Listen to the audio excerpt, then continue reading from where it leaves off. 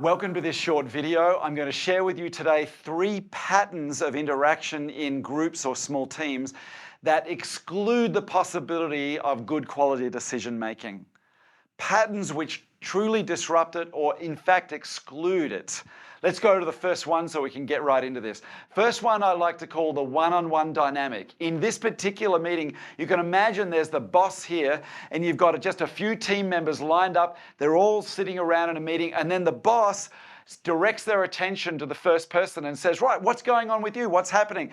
Gets a quick update, then starts to give lots of advice, and then says, great, and you should do this, you should do that, right? And then the boss gives their attention to the next person. And then that person gives a little update, the boss says this and that, gives a little more information, maybe redirects them in some regard, a little bit of advice from the years of experience they've got, then to the next person.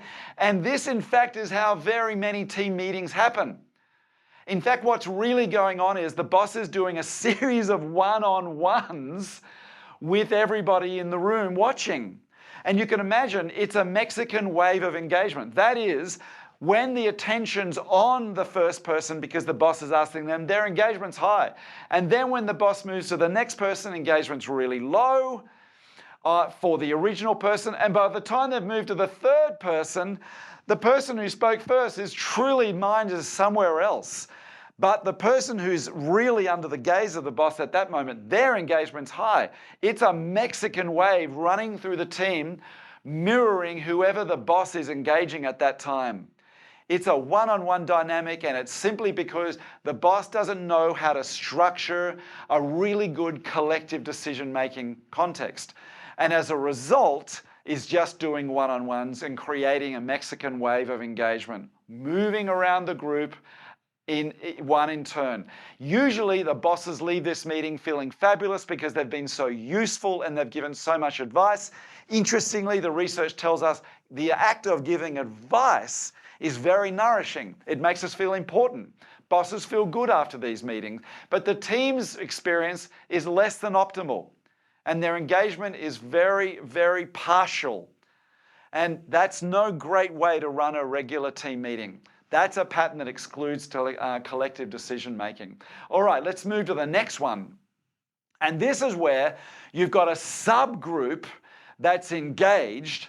And so you might have the boss talking and going, yeah, and there's a lot of interaction between the boss and one person, and then maybe there's a lot of interaction between them, and then maybe boss. But guess what? There's people out here who are persistently quiet.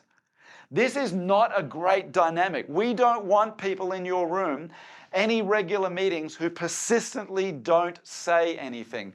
It's a telltale sign that it's not a safe meeting and that it excludes true group decision making, because there are people in your room who are routinely and persistently quiet.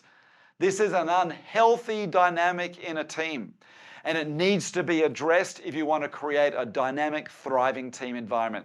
If you're the boss, it's simply not to be tolerated, and you'll need to pull both the challenge lever and letting them know that their expectation is to speak, but you also need to pull the support lever and create more supportive and better design in meetings to allow everyone to contribute. And that's the topic of another video. What's the third pattern? Let's stay right with it. I love this pattern, and it happens in some organizations really very commonly. And that is this. You see, you have your boss, and you have your boss talking to some people who constitute what we call the inner shell. So there's people in this inner shell here who are really engaged. But then there's a lot of people in the meeting who are just quietly observing. Have you ever been to Zoom meetings when there's 15 people in attendance and 10 of them say nothing the whole meeting, but they're still required to turn up? What you have here is actually an outer shell of passive observers and an inner shell of highly engaged people. That's highly problematic, and it might happen once, and if you make it really plain that there's people who are just observing, no problems. But if you're running large meetings and routinely having only a third or a quarter of the people speaking, and a lot of the people just not being able to find their voice, and not being able to contribute, maybe it's only the senior people in the room that can really speak, while the others that have an unwritten rule, don't say anything unless you've been in this organization for a certain number of years. That's a pattern that excludes true group decision making, and it actually really creates more disengaged people who don't feel safe and who are not quite sure when the time is ready for them to contribute. So losing the slides now. These are the 3 patterns that really do exclude group decision making. They're problems, and if you see them, they need to be addressed. Don't sit with them, don't wait. Address them. In another video, I'll talk about exactly how to do that. Hope this has been helpful. See you soon.